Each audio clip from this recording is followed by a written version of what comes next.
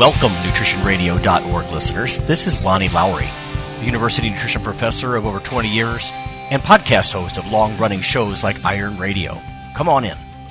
Weight management tips. Hey, everybody. If you've ever been stuck in your weight loss efforts, your fat loss efforts, I'm going to talk about sort of a peripheral factor in the diet. It's got calories per gram. It's not a macronutrient. I've actually seen authors online say that ethanol, right, alcohol, is a macronutrient. It's not. It's not a nutrient. Your body doesn't need it, but it does carry a calorie load. But let's forget about that for a moment. Let's even forget about the idea that you might get tipsy after having a couple of beers or a couple of glasses of wine and overindulge in, pub food or cheeses or things that might be fatty or whatever. I want to talk about ethanol specifically and what science has to say about it, and then you can decide if this applies to you and whether or not it's stymieing your efforts to lose body fat, especially central body fat. I'd like to share two studies that are just observational. They're not cause and effect, but they're very, suspicious. I'm going to start with just one on current versus lifetime alcohol consumption and what it does to overall, obesity and central body fatness. Then we're going to look at a drinking pattern. Like, is there a safer way to go about this and get less belly fat? Let's start with this first one. This paper is not brand new. In fact, neither of these are. This is the European Journal of Clinical Nutrition 2012 by Lorenko and colleagues. The effect of current and lifetime alcohol consumption on overall and central obesity. So again, they're going to look at this association, it's not cause and effect, of alcohol and body fatness in an urban populations. In this case, they looked at a Portuguese population. The study included 2,366 participants to evaluate current consumption, and then 2,377 participants for central obesity. Well, what kind of results here? After adjustment for age, education, smoking, and get this, energy intake. So they're actually correcting mathematically for calories in and regular physical exercise. So we're not talking about people who just sit around in a pound a 12-pack of beer every night, armchair quarterback, sit in the lounger and never move. They're controlling for diet and exercise and still trying to get at what contribution do you get just from the alcohol, right, from the ethanol. It says, after adjusting for all these things, men who consumed more than 60 grams per day. Now, if you're not used to grams of alcohol, I'm not really either. The World Health Organization has used 10 grams as one standard drink, so you might think like a 12-ounce-ish beer, for example. Obviously, less volume than that in a shot. But anyway, more than 6 drinks per day of alcohol. They were more frequently obese compared with non-drinkers. The odds ratio was 2.26. That's big. That's a pretty serious amount of risk. It says when considering lifetime alcohol consumption, the magnitude of the association was stronger in both women and men. So women, we've got a odds ratio of 2.41, and for men, we have an odds ratio of 4.22. So 6 drinks a day, it's going to take a toll, and according to these adjustments that I'm looking at, probably not just because you got, your diet sloppy because your frontal lobe was inhibited and you just couldn't make good judgments or something.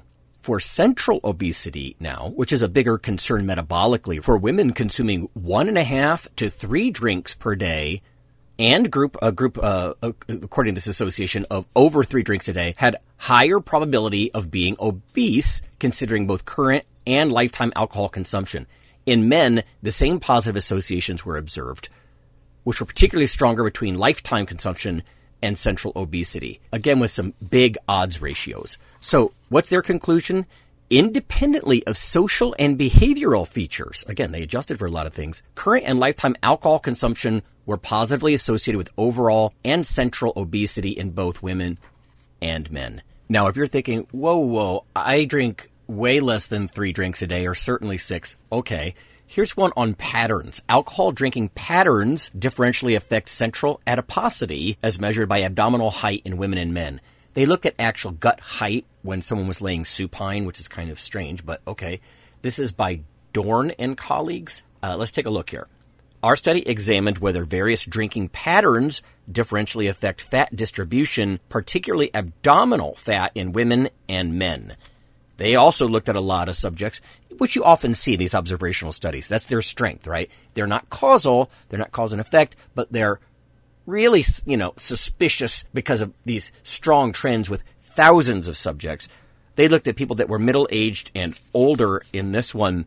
They say current drinkers tended to have smaller abdominal heights, so actually smaller bellies in a sense, both women and men. For drinking pattern, frequency was inversely associated. So drinking often, if anything, made them look thinner in this particular study, but drinking intensity, so more drinks per day, was positively associated. So more drinks, bigger gut, right? More gut height in this case. And that was true for both women and men. Now, like the other study, and you'll see this in epidemiology quite a bit, right? These big population trends.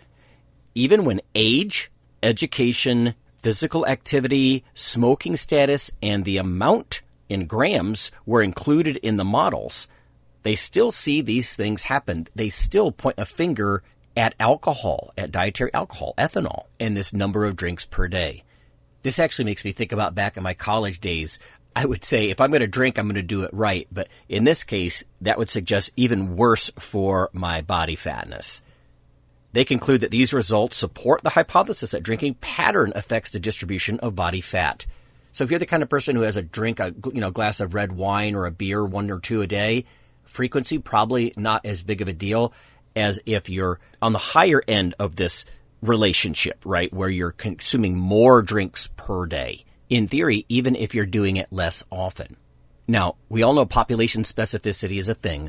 I'd be very curious to see if people who were very fit, like specific populations like weightlifters, yes, we could control for them mathematically like these guys are doing, but looking at the population with inclusion and exclusion criteria in your subject pool, that would be more interesting. You'd really know what alcohol does to those people. Maybe there's something about, heavy lifting that negates part of this effect. Who knows? But today we're sticking to the data, and again, we're looking at that sometimes forgotten idea that what you're consuming in body fatness is not just the usual macros, count your macros, bro, but it's alcohol having this pharmaceutical type effect where it's laying down fat and especially gut fat. Yikes. With my overall physical activity just being down for joint reasons and life and work and everything else as a late middle-aged guy, I don't think I'm going to be doing a lot of binge drinking, just knowing that at this point I could be doing damage that's going to be hard to undo. So there's your weight management tip. If you drink, spread it out. Don't do too many per day. Keep it under, 3, certainly, according to these data, and you might be better off. Obviously, this is not a comprehensive literature review. It's just cool to investigate some of these papers and see how they might inform us as far as our lifestyles. So that's going to be it for today, your little weight management tip. We'll see you next time. The NutritionRadio.org podcast is for informational purposes only. If you're interested in starting a diet or exercise program, check with your physician, nutritionist, or qualified exercise physiologist in order to make the progress that you need.